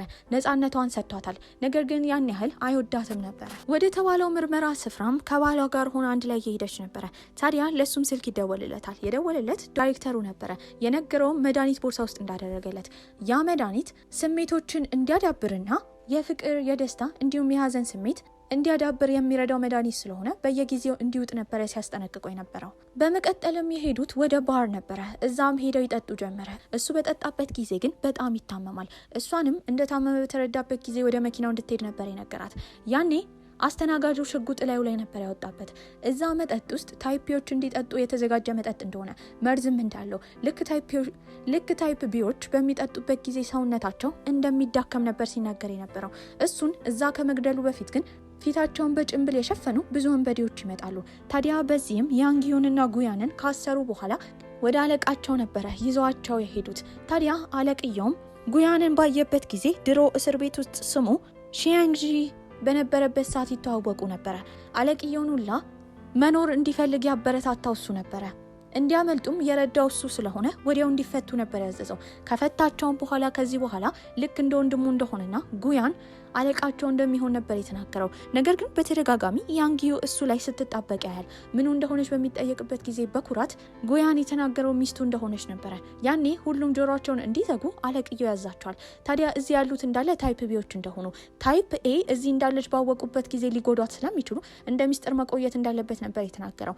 አሽከሮቹንም ከጠራ በኋላ ወደ ክፍሏ እንድትሄድና ምግብ እንዲሰጣት ያዛል። በዚህም እንደዛ ተደርጎ ነበረ። ከጓደኛው ጋር ለረጅም ሰዓት ካወራ በኋላ ጉያን ወደ ክፍል በሚሄድበት ጊዜ እሷን ቢጠራት አሰማም። ብርድ ልብስ ውስጥ ተሸፍና ተኝታ ነበረ። ብርድ ልብሱን በሚከፍትበት ጊዜ ሰውነቷ አዝሏል። እጇ ሁላ ታስሮ ነበረ። በዚህም የተረዳው በምግቡ አማካኝነት እንደተመረዘች ነበረ። ታዲያ ባልተገባ መልኩ ትቀርበው ጀመረ። ትስማው ሁላ ጀመረ። ታዲያ ግን ራሷን ከተቆጣጠረች በኋላ ደግሞ ትገፈትረዋለች። ሰውነቷን እንደሞቃት ትናገራለች። ቅብጥብጥ እያለች ነበረ። በዚህም ውሃ እንደምትፈልግ እየነገረችው ነው። እሱም በፈለገችው ነገር እንዳለ ሊረዳት ዝግጁ እንደሆነ እየነገራት ነበረ። በመቀጠልም እንድትቀዘቅዝ ውሃ ውስጥ ነበር ያስቀመጣት። ታዲያ ሙሉ ለሙሉ ሰውነቷ እንደገባ ባየበት ጊዜ እሱም ውስጥ ገብቶ እየረዳት ነበረ። በዚህ ቀዝቃዛ ውሃ አማካኝነት ሁለቱም ሊረጋጉ ችለዋል። እሷ በተኛችበት ጊዜ እየተመለከታት ነበረ። ሲመለከታት የማያውቀው ስሜት ልቡ ላይ ይሰማዋል። ይህ ስሜት ምን እንደሆነ አላወቀም ነበረ። በዚህም ለማረጋገጥ ዶክተሩ የሰጠውን ሌላኛውን መድኃኒት ድጋሚ ይውጥ ጀመረ። በቀጣይ ቀን ቁርስ ላይ በሚመገቡበት ጊዜ ጥሩ ምግብ የሚሰጠው ለጉያን ነበረ። ታዲያ ዋና አለቃው ራሱ ያንጊዩን አልወደዳትም ነበረ። ለራሱ የተሰጠው ምግብ ከከታተፈ በኋላ የሰጣት ለሚስቱ ነበረ። ታዲያ ጉያንም ሲናገር የነበረው እሱን ከወደዱት እሷንም መውደድ እንዳለባቸው ነበረ። እሷም አትክልት ምግብ ይቀርብላታል። ልትበላ ስትል ግን ሰሃኑ ላይ ምልክት ነበረ። ያንን ምልክት ታውቋለች። ወንድሟ የሚሰራበት የፖሊስ ቡድን ምልክት ነበረ። በዚህም እነሱ ወደዚህ እንደመጡ ነበር ያረጋገጠችው። ታዲያ እየሮጠች ሄደች ወደ ክፍሏ ነበረ። በመቀጠልም ጉያን በሚመጣበት ጊዜ እነሱ ወደዚህ እንደመጡ ነበር የነገረችው። ታዲያ ከዚህ ቦታ ማምለጥ እንዳለባቸው ነበር ያሰቡት። ሆዴን አመመኝ በሚል ምክንያት በዊልቸር እየገፋ ከዚህ ቦታ ይዟት እንደሚወጣ ይናገራል። ነገር ግን ዋናው ሰውዬ ጠርጥሯቸው ነበረ። ታዲያ ሊፍቱ የሚችለው 2 ሰው ብቻ ስለሆነ ሰውየው እየገፋ ወደ ሊፍት ውስጥ ይወስዳታል። በሩ ከተዘጋ በኋላ ስለሱ የተጨነቀው ጉያንም እየሮጠ ነበረ በደረጃ ወደ ታች የወረደው። ታዲያ መኪና ውስጥ ሹፌር ሆነው የመጡት የወንድምየው ባልደረቦች ነበሩ። እነ ጉያንም እዛ መኪና ውስጥ ከገቡ በኋላ ግን ከዛ እንዲያመልጡ ዋና አለቅየው አልፈቀደላቸውም ነበረ። እነዛ ፖሊሶችን ወይም ታይፒዎችን ወደ ቤት ካስገባቸው በኋላ ያስራቸዋል። በጉያን በጣም አዝኖበት ነበረ። ከታይፒዎች ጋር እንደዛ ካሰቃያቸው ሰዎች ጋር መቆራኘቱ አስፈላጊ እንዳልሆነ፣ በዚህም የእነሱ ቡድን ከሆኑ እነሱ ላይ መተኮስ እንዳለባት ነበር ትዕዛዝ የተሰጣት። እሷ ግን እምቢ ትላለች። ታዲያ እሷ በዚህ መሀል እንዳትጎዳ ግን ከጓደኛው ጎን እንደሆነ ማሳየት ነበረበት። በዚህም አቅፎ ሚስቱን ወደ ክፍል ውስጥ ነበር ያስገባት። እሷ ግን በጣም ትናደዳለች። ቆይ እነሱን እንድገል ቆመህ እያየኝ ነበረ? ይኸውልህ እኔ እንዳንተ የስራ ባልደረቦችን የምከዳ አይነት ሴት አይደለሁም። ሲቀጥል ደግሞ እንደዚህ አይነት ሁኔታ ውስጥ እንደምገባ ባቅ ኖሮ ያኔ የወንድሜን ጓደኛ አገባ ነበረ፣ አንተን አላገባም ነበረ። በንግግሯ በጣም ነበር የተናደደው። እንባው ሁላ ሊመጣ ነበረ። ወደ አልጋው ካስተኛት በኋላ የተናገረችውን ነገር መልሳ እንድትውጣው እየነገራት ነበረ። በዚህም ባልተገባ መልኩ እየቀረባት ነው። ኃይለኛ ለማድረግ እየሞከረ ነበረ። ታዲያ ከዚህ በላይ ከሱ ጋር ጊዜ ማሳለፍ ስላልፈለገች መድኃኒት የሰጣትን ያንገት ሐብል መድኃኒቱን በመውጣት አንገቱን ነበር ይወጋቸው። እሱም እዛው ይተኛል። ነገር ግን ልቡ ተሰብሮ ነበረ። አይኑ ላይ እንባ ይታያል። የተናገረችው ነገር በጣም ጎርቶት ነበረ። በቀጣይ ቀን ከእንቅልፏ ስትነቃ እሱ መሬት ላይ ተኝቶ ነበር። በዚህም የነገራት ሽጉጥ መለማመድ እንዳለባት ነበረ። ታዲያ ወደ መለማመጃ ቦታ ከሄዱ በኋላ የመረጠችውን ሽጉጥ ትይዛለች። በዚህም ለመተኮስ እየሞከረች ነው። መተኮስ ላይ ግን ያን ያህል ጎበዝ አልነበረችም። ታዲያ ከሱ በመደበቅም ሄዳ ቦምብ ነበረ ጫማ ውስጥ የከተተችው። አይቷት ነበረ፣ ነገር ግን እንዳላየ ለመሆን እየሞከረ ነው። እሷም እየተለማመደች በነበረችበት ጊዜ ግን የታይፕ ቢዎች መሪ የሆነው የጉያን ጓደኛ ጫማዋ ጋር የሆነ ነገር እንዳለ ጠርጥሮ ነበረ። በዚህም ከፍቶ ከማየቱ በፊት መሀል የገባው ጉያን ነበረ። ሚስቱን ሌሎች ሰዎች ሲነኩበት ደስተኛ እንደማይሆን ይናገርና አቅፏት ወደ ክፍል ነበረ ይዟት ሄደው። ጓደኞቿ ጋርም ይወስዷታል። ታዲያ ሽጉጡን እንድታነሳና እንድትተኩስ ነበር የተነገራት። ነገር ግን ጓደኞቿ ላይ መተኩስ በጣም ፈርታ ነበረ። በተደጋጋሚ ስትተኩስ እየሳተች ነበር። በዚህ ሁሉ ውስጥ ከጓደኛው ጋር እየተባበረ እንደሆነ ያየችው ያንጊዩ ወደ ክፍሏ እንዲወስዳት ነበር የነገረችው። ታዲያ ጉያንን ወደ ክፍሏ ከወሰደችው በኋላ ጭንቅላቱን ነበር የመታችው። እሱም እዛው ራሱን እንደሳተ ያስመስል ጀመረ። እሱን እየጎተተችው እያለ ግን እላዋ ላይ የተቀመጠው አምፖል ሊመታት ነበረ። ያኔ በእጁ ይይዝላታል። ወዲያው ደግሞ ራሱን እንደሳተ ማስመሰል ጀመረ። እሱንም አልጋ ላይ ካስተኛችው በኋላ ሽጉጦቿን በመያዝ እዛ ያሉ ታይፕ ቢዎች ላይ እንዳለ በመተኮስ በመቀጠል የሄደችው ጓደኞቿ የታገቱበት ቦታ ነበረ። በቦምቦም በማፈንዳ ጓደኞቿን ነጻ ታወጣቸዋለች። በዚህም በጣም ብዙ ታይፕ ቢዎች ከመጡ በኋላ እነሱ ላይ ተኩስባቸው ጀመረ። ተስፋ በመቁረጥ ሁኔታ ውስጥ በነበሩበት ጊዜ በመኪና የመጣው ጉያን ሺንግ ነበረ። በዚህም እሱ መኪና ውስጥ እንዳለ የተረዳው ጓደኛው አሁን እንደከዳው በማሰብም እላዩ ላይ ብዙ ተኩስ ለቆበት ነበረ። ታዲያ ዝም ሲል ሞተዋል ብለው ባሰቡበት ጊዜ ከኋላ ኮፈን ከወጣ በኋላ ሁሉም ላይ ተኩስባቸው ጀመረ። ጓደኛው ግን ትንሽ ብቻ ነበር የቆሰለው። እሷን እየረዳት ስለሆነ ያንጊዩ ታመሰግናለች። በዛ ሰዓት ጓደኛው ተነስቶ ድጋሚ ተኩስባቸዋል። ልክ እሷ ልትመታ እንደሆነ የተረዳ ጉያንም መሀል ነበር የገባው። እሱም ከጀርባ ይመታል። በዚህ መኪና ውስጥ አስገብተውት በፍጥነት ይነዱ ጀመረ። ታዲያ እሱ ዝም ብሏል። እጁንም አስቀምጦ ነበረ። በዚህም እሷ ስሙን እየጠራችው ነበረ። ታዲያ እጅና እጅ በሚነካኩበት ጊዜ እሷም እንቅልፏ መጥቶ ስለነበረ ትተኛለች። ሁለቱም አንድ አይነት ህልም ያዩ ጀመረ። እሱ ሃይስኩል በነበረበት ጊዜ በጣም ብቸኛ ነበረ። ብቻውን ሲራመድ እሱ የተማረበት ሃይስኩል ውስጥ ራሷን ታገኘዋለች። ታዲያ ባሏ እንደሆነ አሁን ላይ ስለምታውቅ ትከተለው ጀመረ። በተከተለችው ጊዜ ያየችውን ማመን ያቅታታል። የትምህርት ቤቱ ልጆች እየደበደቡት ነበረ። መሀል ከገባች በኋላ ባሏ እንደሆነ እንዲርቁት ነግራቸው ጀመረ። ልክ እሷን ሊመቷት ሲል ግን ጣልቃ የገባው እሱ ነበረ። እብድ እንደሆነች ነበር የነገራት። በመቀጠልም እንደተጎዳ አይታ ነበረ። ማን እንደሆነችን በተደጋጋሚ እየጠየቃት ነው። ታዲያ ደግፋው የወሰደችው ወደ ቤተሰቦቹ ቤት ነበረ። አሁን ቤተሰቦቹ አልሞቱም ነበረ። ቤተሰቦቹ ምን ሆኖ እንደዚህ እንደተጎዳ ይጠይቁ ጀመረ። ታዲያ እሱ ሌላ ወሬ እንዳታወራ እግሯን ነበር ይነካት። ወድቆ እንደሆነ ትናገራለች። በመቀጠልም ወደ ራሱ ክፍል ይዛው ትሄድ ጀመረ። ታዲያ ግን ሽታዋ ለየት እንዳለ እየተረዳ ነበረ። በመቀጠልም እናትየው ትመጣለች። ክሮሳንት እንዲበሉ ይዛላቸው ነበር የመጣችው። እሱም አልጋ ላይ ተኝቶ ነበረ። እጇን ይዞ ሲነግራት የነበረው ሽታዋ እንዲተኛና እንዲረጋጋ እንዳደረገው ነበረ። መካከላቸው ላይ ትልቅ ሰላም ይታይ ነበረ። እሷም እዛው አልጋው ጫፍ ላይ ትተኛለች። ነገር ግን ጸጥታው በዛው አልቀጠለም ነበረ። የሆነ ድምጽ ይሰማሉ። ወደ ታች በሚወርዱበት ጊዜ የሱ እናትና አባት ተገለው ነበረ። ታዲያ እሱም በጣም ነበር የደነገጠው። ነገር ግን ፊቱ ላይ ትንሽም እንኳን ሀዘን አይታይም ነበረ። የወደፊቱን እጣ ፈንታ ስለምታውቅ ሰዎች ስለማያለቅስ ስለማያዝን እሱ ገዳይ እንደሆነ ስለሚደመድቡበት ሽንኩርት እንዲከትፍ ነበረ ስትነግረው የነበረው። ምናልባት አይኑ ከተቃጠለና ካለቀሰ ብላ ነበረ። እሱ ግን ያሳለፈው ነገር በጣም ብዙ ስለሆነ ህመምን እንደማያውቀው ይነግራታል። ታዲያ ወደ አንድ ክፍል እንድትደበቅ ከነገራት በኋላ ነበረ ፖሊሶች ሲመጡ ወደ ታች የወረደው። በዚህም ፊት ለፊቱ እያያት እዛ ክፍል ውስጥ የደበቃትን ያንጊዩን ነበረ። በጣም ይደነግጣል። እየሮጠም ነበረ ወደ ክፍሉ የሄደው። እሷን ፈልጎ እዛ ክፍል በሚገባበት ጊዜ ደግሞ ያንጊዮን ትንሿን ገና 5ኛ ክፍል ያለችው ልጅ ነበር ያገኛት። እሷም ጥሩ ሰው እንደሆነ ትጠይቋለች። እጁ ላይ ግን ደም ይታይ ነበረ። ግራ ገብቶታል። ቁጭ እንዲል ካደረገችው በኋላ መድኃኒት ነበር የሰጠችው። በዚህም ደሟ ሰውን ስለሚፈውስ ደሟን እንዲወስድ ነበረ ስትነግረው የነበረው። እጇን ባየበት ጊዜ ብዙ መርፌ ነበረ። ታዲያ አባቷ በተደጋጋሚ የእሷን ደም ሲወስድ እንደነበረ ይረዳል። በዚህም አባትየው ሲመጣ እንዲደበቅ ነበር የነገረችው። ታዲያ እሱም ከክፍሉ ይወጣል። በዛ ሰዓት ግን የተረዳው ይሄ ሁሉ በምናቡ የተፈጠረ ነገር ነበረ። ያንጊዮን የሚፈልጋት ጀመረ። በብርድ ልብስ ተሸፍና ነበር ያገኛት። እሷም ከዚህ ቦታ እንዲወስዳት እየተናገረች ነው። አባቷ ምርመራ እያደረገ ስለሆነ ደሟን እየወሰደባት እንደሆነ ትናገራለች። በዚህም አንድ ቦርሳ ያገኛል። እዛ ውስጥ ያለን ስካርቭ ከጎተተ በኋላ አንገቷ ላይ ያደርግላታል። ፊት ለፊቱ ወዳለው ክፍል በገባበት ጊዜ ሲወጡ ግን ያየው ያንጊዩ አድጋ ነበረ። እሷም ታቅፈዋለች፣ ታመሰግነዋለች። ታዲያ እናቷ ኮማ ውስጥ እንዳለች እያሳየችው ነበረ። አባቷ ሁል ጊዜ እሷን ደም እየወሰደ ምርመራ የሚያደርገው እናቷን ለማዳን እንደሆነ እየነገረችው ነው። እንዲሄድም እየነገረችው ነበር። ወዲያው ደግሞ ወደ ትንሽዬዋ ያንጊዩ ነበር የተቀየረችው። ታዲያ እሱም በመስኮት አድርጎ በሚዘልበት ጊዜ ሁለቱም ከህልማቸው ነበር የነቁት። ከመኪናውም ከወረዱ በኋላ መንገዳቸውን አግኝተው ለመሄድ እየሞከሩ ነበረ። ታዲያ ግን እሱ በጣም ታሞ ስለነበረ ሙሉ ሰውነቱ እሷ ላይ ወድቋል። በዚህም ሁለቱም ተንከባለው ወደ ታች ነበር የወረዱት። ታዲያ ምንም ችላ ልትጎትተው ባትችልም እንዲነሳ እየጠየቀችው ነበረ። ያኔ ግን የመጣው የሱ ጓደኛ ነበረ። አሁንም ምንም አልተጎዳም። እሷን ለመግደል ተዘጋጅቶ ነበረ። የራሱን ጓደኛውንና የስራ ባልደረባውን ኤክሺያንጂ እንደወሰደችበት እየነገራት ነበረ። ፊት ለፊቷ ሽጉጥ አድርጎ ሊተኩስባት ተዘጋጅቷል። ታዲያ እሷ ወደ ኋላ እየተራመደች ስለሆነ ገደል ጫፍ ላይ ነበረች። ወደ ታችም ትወድቃለች። ጓደኛው ሞታለች ብሎ በማሰብ በሚሄድበት ጊዜ ትልቅዬ የሚበር ድራገን ነበር የመጣው። እዛም ጉያንንና እሷን ይዟቸው ነበር የመጣው። ታዲያ ጓደኛውም ይሄን ባየበት ጊዜ ተስፋ ነበር የቆረጠው፣ መኖር እንደማይገባው። ድሮ ላይ እስር ቤት እያሉ የህይወትን ተስፋ የሰጠው እሱ እንደሆነ፣ አሁን ግን ጓደኛው ከከዳው መኖር እንደማይፈልግ በመናገር እዛው ራሱ ላይ በመተኮስ ነበረ እዛው ፊት ለፊታቸው የሞተው። ታዲያ ሁለቱም ደክሟቸው ስለነበረ እዛው ራሳቸውን ይስታሉ።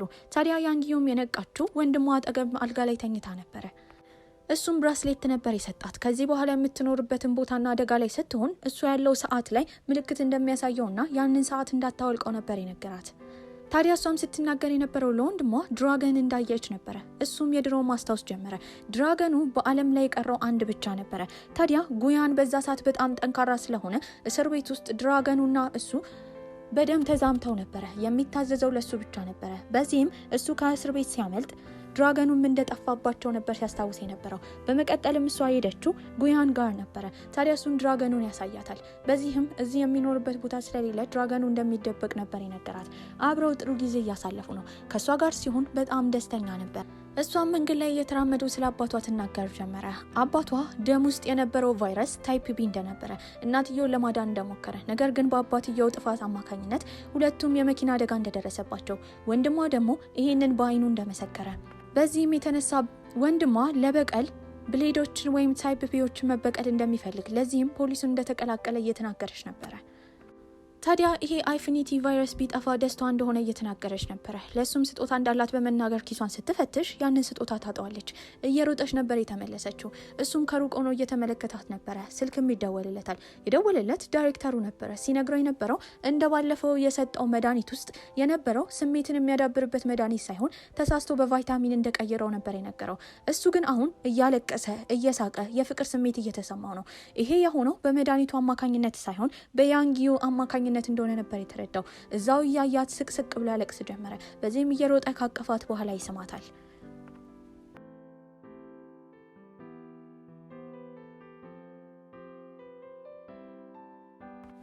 ታዲያ እሷም ክፍል ውስጥ በነበረችበት ጊዜ እሱ ጃኬት ውስጥ መድኃኒት ነበር ያገኘችው። ያንን መድኃኒት ሰርች በምታደርግበት ጊዜ ለታይፕ ቢዎች ስሜትን፣ መውደድን፣ ማፍቀርን እንዲሁም ደስታና ሀዘንን የሚሰጥ መድኃኒት እንደሆነ ትረዳለች።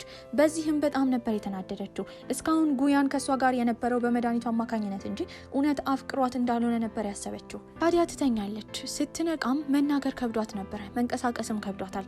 ያኔ ጉያን ካቀፋት በኋላ መድኃኒት እንደሰጣት፣ እንደዚህ ፓራላይዝ እንድትሆን ያደረጋት ደግሞ ለራሱ ብቻ ሊንከባከባት እንደሚፈልግ ሲነግራት እያየች ነበረ። ሲነግራት ነበር የሰማችው። ነገር ግን ወዲያው ከእንቅልፏ ትነቃለች። ያ ህልም ነበረ። ቁርስ ለመብላት ሁለቱ አንድ ላይ ይቀርባሉ። ታዲያ ቁርስ እየተመገቡ በነበረበት ጊዜ ስለ መድኃኒቱ ታወራ ጀመረ። ከመቼ ጀምሮ ሲወስደው እንደነበረ ስትጠይቀው ከተጋቡ በኋላ እንደሆነ እየነገራት ነበረ። ትናደድ ጀመረ። ወዲያው ግን ስልክ ነበር የደወለለት ዳይሬክተሩ ነበረ። ታዲያ መድኃኒቱን ለመስራት 3 ነገር ሲያስፈልጋቸው እንደነበረ፣ አንዱን እንዳገኙት፣ ሁለተኛውን ደግሞ መሳሪያ እንደሚያገኙትና ሰውየው የት እንደሆነ ነበር የነገረው። ታዲያ ግን ያንን መድኃኒት እንዴት ማግኘት እንዳለባቸው ግራ ስለገባቸው አማካሪ ነበር የጠሩት። ታዲያ በሌላ በኩል ደግሞ ለያንጊዩ ወንድም አንዲት ሴት ነበር የጠራችው። በዚህም ስትነግረው የነበረው እነ ያንጊዩ ሲፈልጉት የነበረውን የመድኃኒት አንዱን ክፍል እንዲያበላሸው ነበር የነገረችው። ታዲያ ግን ቀድመውና ያንጊዩ ከሄዱ በኋላ የመድኃኒቱን አንድ ክፍል መሳሪያ የሚሰጠውን ሰው አግኝተውት ነበረ። እሱም በነፃ እንደሚሰጣቸው፣ ነገር ግን በምላሹ አንዲት ሴትን ፎቶ ካሳያቸው በኋላ እየማገጠች እንደሆነና እንዳልሆነ እንዲያረጋግጡ ነበር የነገራቸው። ታዲያ እነ ያንጊዮ ብቻ አልነበረም ያንን ነገር ሲፈልጉት የነበረው። እዛው ልጅ ጋርም የሄዱት የያንጊዮ ወንድምና ፍቅረኛው ነበሩ። በዚህም እሱም ተመሳሳይ ተልእኮ ነበር የሰጣቸው። ታዲያ ግን አራቱ ሬስቶራንት ውስጥ ነበር እንደ ድንገት የተገናኙት። ወንድምየውም እህትየው ሳታየው ለመምለጥ ቢያስብም ቀድማ ግን ያንጊዮ ይዛው ነበረ። ታዲያ ከሴት ጋር ስላየችው ሁለቱ አንድ ላይ እንዲሆኑ ፈቃደኛ እንደሆነች ስትናገር ወንድምየው በጣም አፍሮ ነበረ። በመቀጠልም ሊረዳቸው የመጣው የወንድምየው ጓደኛ ነበረ። ባልተገባ መልኩ ያንጊዮን እያናገራት ነው። ያኔ ጉያን በጣም ይናደድ ጀመረ። እሱ ደግ እንደሆነ ስትናገር በሰማበት ጊዜ በንዴት ከዛ ይዟት ነበር ሄደው። ቤት ከገቡ በኋላ ሊስማት እየሞከረ ነበረ። ነገር ግን አሁንም ስሜት በሚሰጠው መድኃኒት አማካኝነት በጣም ተናዳ ነበረ። ታዲያ ምርመራውን እያደረጉ በነበረበት ጊዜ አንድ መኪና ነበረ። ያንን መኪና በእጁ ነበር የደገፈው። በዚህ የተነሳ እጁ ተጎድቶ ነበረ። እሷ ያንን ስታይ ብታዝንለትም እንደተኮሳተረች ለመሆን እየሞከረች ነበረ። ከዛ በኋላ ግን ሰውነቱ በጣም እየተዳከመ ነው። እንደደከመው በመናገር መኪና ውስጥ ነበር የገባው። ታዲያ ልቧን መሸሽ ስለማትችል እሱ ጋር ትሄድና መድኃኒት ልትሰጠው እንደምትችል ትነግረዋለች። ታዲያ ግን እሱ እንድትስማው ነበር የፈለገው። በሚጠጋትም ጊዜ ትሸሸው ጀመረ። ኮንትራት እንደተፈራረሙ የተፈራረሙትም ለሕክምና ብቻ እንደዚህ አይነት ግንኙነት እንደሚኖራቸው እንደሆነ ልትረዳው እንደማትፈልግ ትናገራለች። ታዲያ እነ ያንጊዮም ቁጭ ብለው በነበረበት ጊዜ እቺ እንድትመረመር የታሰበችው ሴት ትመጣለች። ለምን በተደጋጋሚ እሷን ሶሻል ሚዲያ እንደምታይ ያንጊዮን ነበር የጠየቀቻት። ባሏ ላይ እንደምትማግጥም ትጠይቃታለች። እሷ ግን እንደዛ እንዳልሆነ ባሏ ራሱ እየገፋት እንደሆነ ነበር የተናገረችው። ያኔ ጉያን አንድ ሀሳብ ያመጣል። ልጁ ከጀርባ እንዲመታ ነበር ያደረገው። በዚህም እንደሞተና ከሞት በኋላ ያለው ፍርድ ላይ እንደቀረበ እንዲሁም ስለ እሷ እንዲጠየቅ ነበር ያደረገው። በዚህም እሱ ድምፁን ቀይሮ ይጠይቀው ጀመረ። ልጁም እሷን በጣም እንደሚወዳት ይናገር ጀመር። ታዲያ ይህንን ስትሰማ ሚስትየው በጣም ደስ ብሏት ባሏን ነበር ያቀፈችው። በዚህ ሁሉ ወሬ መሀል ግን ጉያን ስለ ራሱ ፍቅር ነበር ሲያስብ የነበረው። በዚህም እሱ ስሜት እንዲኖረው ያደረገችው እሷ እንደሆነች ይነግራታል። ታዲያ አፈቅርሻለሁም ይላታል። ያንን ቃል ስትሰማ በጣም ነበር የደነገጠችው። በመቀጠልም ቤት ይገባሉ። አሁን ሁለተኛውን መድኃኒቱን መስሪያ እቃ አግኝተው ነበረ። በዚህም ስራ እየሰራች እንደሆነ ባየበት ጊዜ ከሷ መራቅ ስለማይፈልግ ከነ ላፕቶፓ ይዟት መኝታ ቤት ይገባል። በሌላ በኩል ሁለቱንም ቺፕ የተባለውን መሳሪያ እንዳገኙ የተረዳው ያንጊዮ ወንድም አንዱን መሳሪያ ካላገኘ ዳይሬክተሩ ስለምትገለው ግድ ማግኘት እንዳለባቸው፣ ይሄን ለማግኘትም እነሱ ቤት እራት እንበላለን ብለው ለመሄድ ነበር ያሰቡት። ቁጭ ብለው በሚመገቡበት ጊዜ የወንድምየው ፍቅረኛ ሎሽን መጠቀም እንደምትፈልግ ትናገራለች። ታዲያ እሷ ተነስታ በሄደችበት ጊዜ ግን ጉያን በጣም ተጠራጥሮ ነበረ። ይከተላታል። እነሱ ያስቀመጡበትን ሳጥን ልትከፍት ስትል ግን ሳጥኑን ይዘጋው ጀመረ። በመካከላቸው መቀራረብ ተፈጥሮ ነበረ። ያኔ ያንጊዮና ወንድሟ ነበር የመጡት። ይህን ሲያዩ ሁለቱም ይደነግጣሉ። ነገር ግን ሁለቱም ቢናደዱም ጉያን በቀላሉ ሚስቱን ሁሉ ነገር እንድትረሳ ማድረግ ችሎ ነበር። እነሱ በሰላም በተቀመጡበት ጊዜ አንድ ሳጥን ነበር የተላቀላቸው። ያንን ሳጥን በከፈቱበት ሰዓት ላፕቶፑ ላይ አድርገው ፍላሹን ሲያዩ ድሮ ጉያን ታስሮ በነበረበት ጊዜ ወንድምየው ሲያሰቃየው የሚያሳይ ቪዲዮ ነበረ። በዚህም በመናደድ ወንድምየውን ሄዳ ጠይቋለች። እሱም አልዋሸም ነበረ። ታዲያ ጉያን እንደማይወዳት እሷን የቀረባትም ያገባትም እሱን ለመበቀል አስበው እንደሆነ እነሱ አሁን ያገኙትን ሚሞሪ ቺፕ ለሱ መስጠት እንዳለባት የፖሊሶች ዳይሬክተር እሷ እንዳላት ካወቀች በእርግጠኝነት እንደምትገላት እየነገራት ነበረ። በወንድሟ ተግባርም ተናዳ ነበረ ያንጊዮ የወጣችው። ታዲያ እዛ ቁጭ ብላ ደግሞ የያንጊዮ ወንድም ፍቅረኛ ሁሉን ነገር ሰምታ ነበረ። በዚህም ታይፕ ቢዎችን እንደ መሳሪያ እንደሚጠቀም ነበር የተረዳችው። ልታወራው እንደማትፈልግ ተናግራ ጥላው ተውጣለች። እሷ ተናዳ ብትወጣም ግን እሷ የምትወዳቸውን ምግብ አዞላት ነበረ። ለእሷ ባያሳያትም ወንድምየው ፍቅረኛውን በጣም ይወዳት ነበር። ታዲያ ያንጊዮን ብቻዋን ነበረች። እውነት ለበቀል ይሁን ወዷት የቀረባት ግራ ገብቷት ነበረ። ጓደኛዋንም ለማናገር ካፌ እየጠበቀቻት እንደሆነ ትነግራታለች። ጓደኛዋ ግን ስራ ላይ ስለነበረች አልቻለችም ነበረ። ከትንሽ ቆይታ በኋላ የተደወለው ስልክ ለወንድምየው ነበረ። የደወለችውን ጓደኛዋ ነበረች። ታዲያ ያንጊዮ የነበረችበት ካፌ እንደተቃጠለ ለእሷ ስልክ ስትደውልላትም እንዳላገኘቻት እየተናገረች ነበረ። ይህንን ዜና ጉያንም ሰምቶ ስለነበረ ወደ ቦታው ይሄዳል። ታዲያ ወንድምየው ላይ ቃል ይወድቅ ሲል ያዳነው ጉያን ነበረ። ነገር ግን ወንድምየው መጥፎ ንግግር ነበር የተናገረው። ያኔ ያሰለጠነው ውሻ አሁንም ባለቤቱን ከመጠበቅ ወደ ኋላ እንደማይል እየነገረው ነበረ።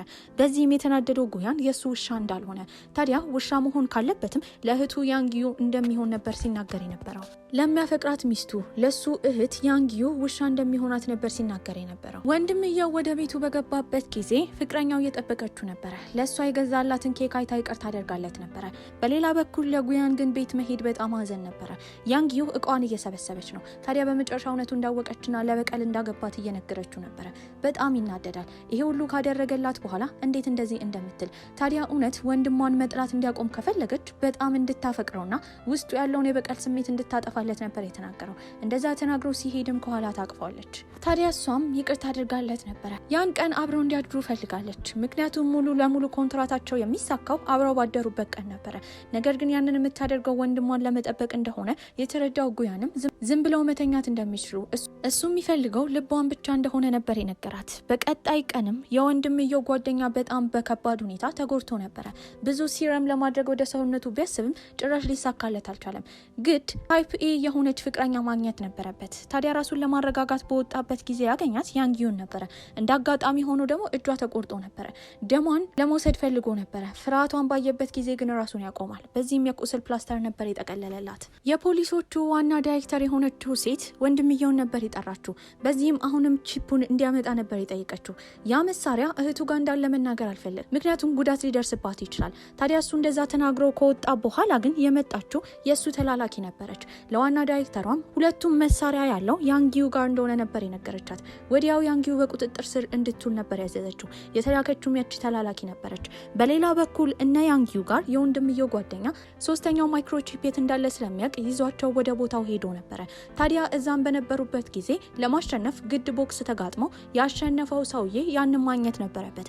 ከዚህ ቀደም የወንድምየው ጓደኛ ይህንን ነገር ቢያደርግም ዋና የቦታው መሪ የሆነችው ሴት አታላው ነበረ። ታዲያ እዛ በሚዟዟሩበት ጊዜ ቀንደኛ ተፈላጊ የሆነው ጉያን ነበረ። እነሱ የሚኖሩትን ሰዎች ለመምሰል ሻርብ ያደርጉ ነበረ። ታዲያ በመቀጠልም እሱ ራሱን አሳልፎ እንደሚሰጥ እነሱ ደግሞ እቃውን እንዲፈልጉ ነበር የነገራቸው። እሱ በሄደበት ጊዜ የወንድምየው ተላላኪና እሷ ብቻ ቀርተው ነበረ። ያኔ የመጣችው በፖሊስ የታዘዘችው ሴት ነበረች። በዚህም ወንድሟ እንደጠራት በመናገር መኪና ውስጥ ታስገባታለች። ትንሽ ከሄዱ በኋላ ስልኳንና ወንድሟ እንዲያገኛት የሚረዳትን የእጅ ሰዓት ከቀማቻት በኋላ ነበር የወረወረችው። ትንሽ ከቆዩ በኋላ ግን ፊቱን በጭንብል የሸፈነ ሰውዬ መጥቶ ከዛች ሴት ሊያድናት ችሎ ነበረ። ታዲያ የቡድኑ ዋና መሪ ጋር የሄደው ጉያን ነበረ። ያላሰበው ነገር ግን ከዚህ ቀደም በጣም ስትወደው የነበረችው ዩየን ነበረች የቡድኑ መሪ። እሷም ስትናገር የነበረው እናቷ የፖሊሶች ዋና አዛዥ እንደሆነች፣ በጣም ብዙ ገንዘብ እንዳላት፣ ታዲያ ከዚህ ቀደም ያገባችው ባሏ ስለማይጠቅማት እሱ እንዲያገባት እንደምትፈልግ ነበር የተናገረችው። ታዲያ እሱ ግን ከመሄዱ በፊት ድምጿ ሁላ እንደሚያስጠላ ነግሯት ነበር የሄደው። በሌላ በኩል ያንጊዩን ያገታት ሰውዬ ብዙ ሆኖ እሷን ሊጎዳት እየቀረቧት ነበረ። ያኔ የመጣ ወንድምየው ነበረ። ደሙ እንዲሸታቸው ለማድረግ እጁን ከቆረጠ በኋላ ነበር ሲቀርብ የነበረው። በመቀጠልም የእሱ ፍቅረኛ ምዛ ነበረች። ታዲያ የእሱ የልብ ጓደኛው ምዛ ነበረ። በዚህም እነሱ እየተደባደቡ በነበረበት ሰዓት በድራገኑ ወደዛ የመጣው ጉያን ነበረ። ለመጀመሪያ ጊዜ ቡድኑ አንድ ላይ እሷን ለማዳን ይሰራል። እንደዛ በጣም የምትወዳቸው ህይወቷ ላይ ትልቅ ቦታ የምትሰጣቸው ወንድሟና ባሏ እጃቸውን ሲዘረጉላት የሁለቱንም እጅ ይዛ ነበረ ያንጊዩ የተነሳችው።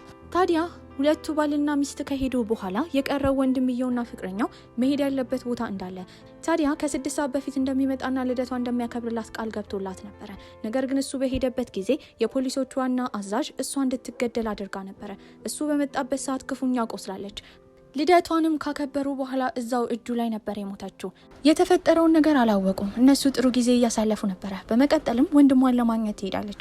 ወንድምየውም ሲናገር የነበረው ታይፕ ቢ የሆኑ ሰዎች በነፃነት መኖር እንዳለባቸውና እስከዛሬ ያደረገው ነገር የጥፋተኝነት ስሜት እንደተሰማው ነበረ። በመቀጠልም የሄደው የፖሊሶች ዋና ጋር ነበረ። ለሷም ሁለቱንም ሚሞሪ ቺፕ እንዳመጣ በመናገር ፌኩን ነበር የሰጣት። ታዲያ ግን እህቱን እንዳትጎዳባት ይጠይቃታል። እሷ ደግሞ ራሱን ካጠፋ እንደማትጎዳት ነበር የተናገረችው። በዚህ ውሳኔም አንድ የፈራረሰ ህንጻ ጋር በመሄድ ራሱን ለማጥፋት ተዘጋጅቶ ነበረ። እንደ አጋጣሚ ሆኖ እህትየውና ወንድምየው ሰዓት ስላላቸው እሱ አደጋ ላይ እንደሆነ የሚያሳይ ምልክት ለያንጊዩ ደርሷት ነበረ። እሷም ወደ ቦታው የሄደችው ከጉያን ጋር ነበረ። እዛም በደረሱበት ጊዜ ራሱን ለማጥፋት ወንድምየው ተዘጋጅቷል። ነገር ግን እሱ እንዳይጎዳ አዝሎ ይወስደው ጀመረ። ጉያንንም ለምን እየረዳው እንደሆነ ወንድምየው ይጠይቋል። እሱም ሲናገር የነበረው እሱ ከሞተ የሆነ ነገር ከሆነ ያንጊዩ ስለምትጎዳ የእሷን ጉዳት ማየት ስለማይፈልግ እንደሆነ እየተናገረ ነበረ። ታዲያ ወንድምየው እሱ እንዲቆርጥለት ለማድረግ የቤተሰቦቹ ግድያ ላይ እጁ እንዳለበት ነበር የነገረው። ወዲያው ወደ መሬት ነበር ያወረደው። በዚህም ወንድምየው ይህን አጋጣሚ በመጠቀም ራሱን ከላይ ፎቅ ወደታች ነበር የወረወረው። በዚህም እህትየው ስትመጣ በጣም ትጫዋለች። ለምን እንዳላስቆመው እየጠየቀችው ነበረ።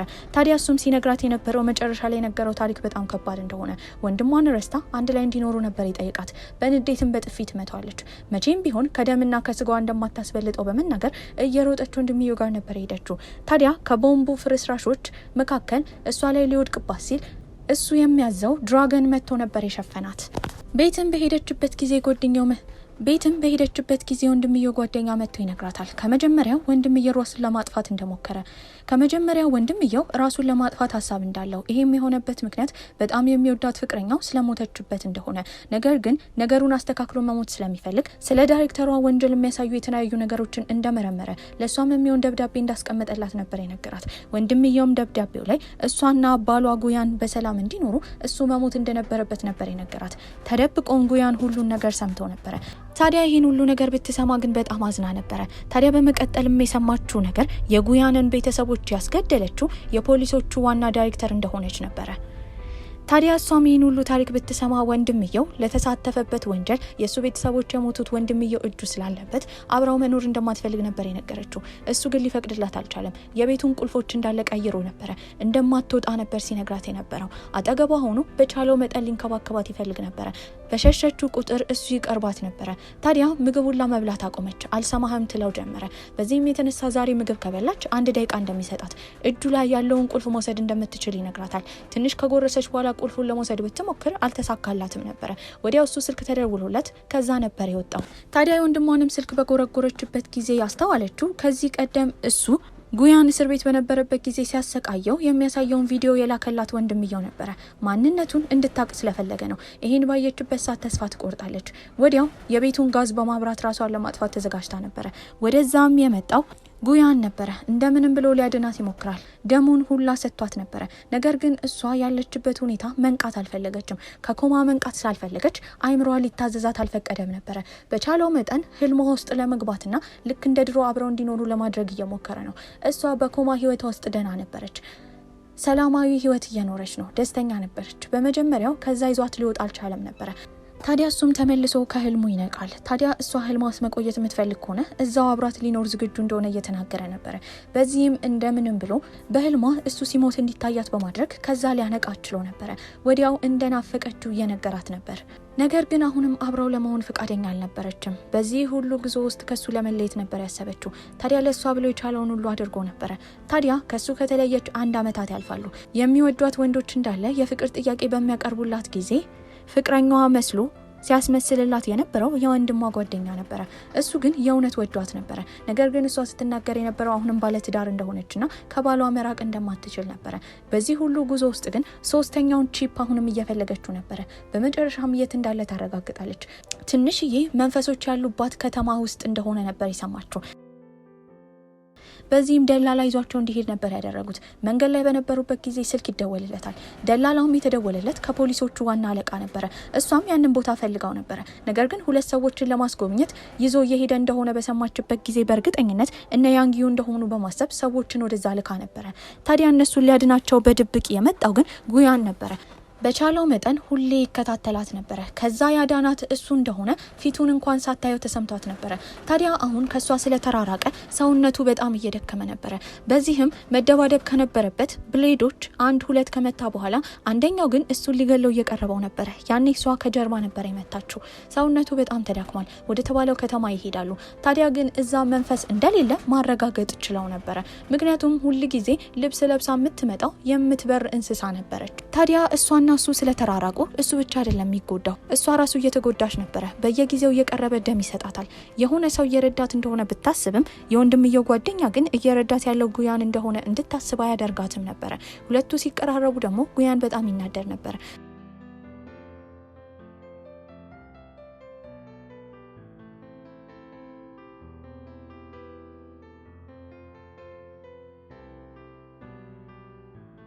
ታዲያ ግን መኪና ውስጥ በነበሩበት ጊዜ እሱ ቦርሳ ውስጥ የደም ማስተላለፊያ ቲዩቦችን ባየችበት ጊዜ እሱ ደም እንደሚሰጣት ነበር ያረጋገጠችው። በሌላ በኩል አሁንም የፖሊሷ ዳይሬክተር ከልጇ ዩያን ጋር ሆና ያንን ማይክሮቺፕ ለማግኘት እየሞከሩ ነበረ። የሷ ባል ግን ሁሉንም መረጃ በሚሰማበት ጊዜ ለጉያን እየደወለ ይነግረው ነበረ። ታዲያ ቀጣይ ምሽትም የጠረጠረችው ያንጊዩ አልጋ ውስጥ እንደተኛች በማስመሰል እንደተለመደው ደም ሊሰጣት ይመታል። እንደተለመደው ደም ሊሰጣት ይመጣል። ብርድ ልብሱን ሲከፍት ግን ውስጥ ያለው ትራስ ብቻ ነበረ። ለምን ይሄ ሁሉ መስዋዕትነት እየከፈለላት እንደሆነ ጠይቋለች። እሱ ከሷ ርቆ መኖር በጣም እንደከበደው እየነገራት ነበረ። ስቅስቅ ብሎ ያለቅስ ጀመረ። እሷም ታቅፈዋለች። በዚህም ሊስማት ሞክሮ ነበረ። ነገር ግን አሁንም ገደባቸውን እንዲያልፉ አትፈልግም። ሁለቱ አብረው ካደሩ ብቻ ነበረ የመጨረሻ አብሮ የመሆን ጉዟቸው ሙሉ ለሙሉ የተሳካም ይሆንላቸው። በቀጣይ ቀንም ዳይሬክተሯ ጋር አንድ ሰውዬ ነበር የመጣው። እሱም የላብራቶሪው ዋና ዳይሬክተር ነበረ። በዚህም ሲናገር የነበረው የመጀመሪያ ልጁን እንደገደለችበት፣ አሁን ደግሞ ያንጊውን ልትጎዳበት እንደሆነ በመናገር የፖሊሶቹ ዋና ዳይሬክተር ላይ ነበር የተኮሰባት። እንደ አጋጣሚ ሆኖ ግን መትረፍ ችላ ነበረ። የያንጊው ጓደኛ ደግሞ እንደሚወዳት ይነግራታል። እሷ ግን እውነቱን መናገር ነበረባት። በዚህም የምትወደው ጉያንን ብቻ እንደሆነና ባለትዳር እንደሆነች ትነግረዋለች። ታዲያ የሚያስፈልጋቸውን ነገር እንዳለ ከሰዎቹ እየሰማ የዩየን ባል የሚናገረው ለጉያን ነበረ። የመጨረሻ እቃውንም በነገረበት ጊዜ የሰማችው ዩየን ነበረች። እጅ ከፍንጅ ስለያዘችው የተባለበት ቦታ በመሄድ ሳጥኑን ለመክፈት የይለፍ ቃሉን ስትሞክር አልተሳካላትም ነበረ። ያንን መኪና እየነዳች በሄደችበት ጊዜ ግን የመጣባት ጉያን ነበረ። እጅ ከፍንጅ ነበር የያዛት። ሽጉጥ ይዛ ልትተኩስበት ግን ዩየን አልቻለችም ነበረ። በዚህም መኪናውን ይዞ እሱ ይሄዳል። በመጨረሻም ዳይሬክት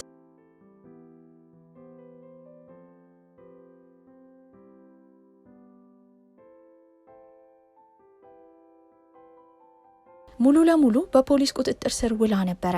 ታዲያ የመጨረሻውን እቃ ካገኙ በኋላ እንደምንም ብለው ለመገጣጠምና ለመስራት እየሞከሩ ነበረ። የወንድምየውን ጓደኛ እስካሁን አላገኙትም። ነገር ግን እሱን ያገተችው ዳይሬክተሯ ነበረች። በመቀጠልም የመጣው የያንጊው አባት እስከዛሬ ሲረዳቸው የነበረው ዳይሬክተር ነበረ። እሱም ማንነቱን ይናገራል። በዚህም የያንጊው እናት በጣም ጎበዝ ተመራማሪ እንደነበረች፣ ታይፕ ቢዎችን የሚረዳ መድኃኒት ለማግኘት እየሞከረች እንደነበረ፣ አሁን ግን መድኃኒቱ እነሱ ከገጠሙት ሙሉ ለሙሉ ታይፕ ቢዎችን የሚያጠፋ እንደሆነ በመናገር ሽጉጡን ላደቅኖባቸው ነበረ። ነገር ግን በቀላሉ ጉያን ሽጉጡን ተቀብሎት ነበረ። በመቀጠልም አባትየው ይዟቸው የሄደው እናትየው ጋር ነበረ። እናትየው አሁንም ኮማ ውስጥ ናት። ታዲያ ደማ ውስጥ ሂሊየም መግባት ነበረበት። ሂሊየም ደግሞ በቦታው ሊገኝ ስላልቻለ ወዲያው ደሙን የሰጠው ጉያን ነበረ። እናትየውም ትነቃለች። በዚህም እንደ ሚስጥር የነገረቻቸው አባትየው የሚሰራው ስራ ታይፕ ቢ የሆኑ ሰዎችን እንዳለ የሚያጠፋ ስለሆነ ማስቆም እንዳለባቸው ነበረ። ከትንሽ ቆይታ በኋላ ባልየውም ሚስቱ እንደነቃች ባየበት ጊዜ ደስተኛ ነበረ። ፖሊሶችም ከመጡ በኋላ እስከዛሬ ላጠፋው ጥፋት አባትየው መታሰር ነበረበት። ከመሄዱ በፊት ልጁ እቅፍ አድርጋ አልቅሳ ነበረ። ታዲያ ጉያንንም ልጁን እንዲንከባከብለት ነግሮት ነበረ። ታዲያ የምንረዳው እነዚህ ሰዎች የሚኖሩት ፕላኔት ዋይ የተባለ ቦታ ውስጥ ነበረ። የሰው ልጆች ከሚኖሩበት ዓለም ፍጹም ተመሳሳይ ነው። ነገር ግን እነሱ ጋር ሂሊየም የሚባለው ጋዝ አልነበረም። ይሄ ሂሊየም ደግሞ የሚገኘው ጉያን ደም ውስጥ ብቻ ነበረ። ታዲያ አሁን ያሉ የተጎዱ የታይፕ ቢ ሰዎችን ለማዳን ሙሉ ለሙሉ የሱ ደም ከተሰጠ እሱ ይሞት ነበረ። እሱ ይህንን ለማድረግ ፍቃደኛ ቢሆንም ያንጊዩ ግን ፍቃደኛ አልነበረችም። እንደ ድሮ አንድ ቤት ውስጥ ደስተኛ እንዲሆኑና እንዲኖሩ እንደምትፈልግ ነበር የነገረችው። ታዲያ ለትንሽ ቀናቶች ይኖራሉ። እሱ ግን ዝም ማለት ስላልፈለገ ከእናትየው ጋር በመመሳጠር ለእሷ እውነታውን ሳይነግራት ተሰናብቷት ነበር የሄደው። ታዲያ እሱም ደሙን እየሰጠ ትልቅ ኮማ ውስጥ ገብቶ ነበረ። ለብዙ ጊዜያቶች ብትጠብቀው እሱ ተመልሶ አልመጣም። በሱ ደም አማካኝነት ግን የተለያዩ ታይፕ ቢ ተጠቂዎች መዳን ችለው ነበረ። አሁን አፊኒቲ የሚባለው በሽታ ሙሉ ለሙሉ ሊጠፋ ችሎ ነበረ። የዳኑ ሰዎች እንዳለ መጥተው እሱ ፎቶ ጋር ሻማ ያበሩ ነበረ። እሷም እሱን ስላጣችው በጣም አዝና ነበረ። ታዲያ ይህንን ታሪክ እንዳለ ሶሻል ሚዲያ ላይ ፖስት በማድረግ እርዝ ወይም ሰዎች የሚኖሩበት ዓለም ላይ የሚኖሩ ሰዎች እንዲያዩት አድርጋ ነበረ። ታዲያ እነሱ ተመራማሪዎችም ሂሊየም የተባለውን ጋዝ ለፕላኔት ዋይ ሊለቁላቸው ችለው ነበረ። በዚህ አጋጣሚ ኮማ ውስጥ የነበረው ጉያን ከኮማ መንቃት ችሎ ነበረ። በመጨረሻም ያንጊዩ ጋር ይሄዳል። እሷን ፍቅረኛውን ማግኘትና አፊኒቲ የተባለውን በሽታ ሙሉ ለሙሉ ማጥፋት ችላ ነበረ። በዚህ ቆንጆ እያስተላለቅ ፊልማችን እዚህ ላይ አብቅቷል። ደህና ቆዩልኝ።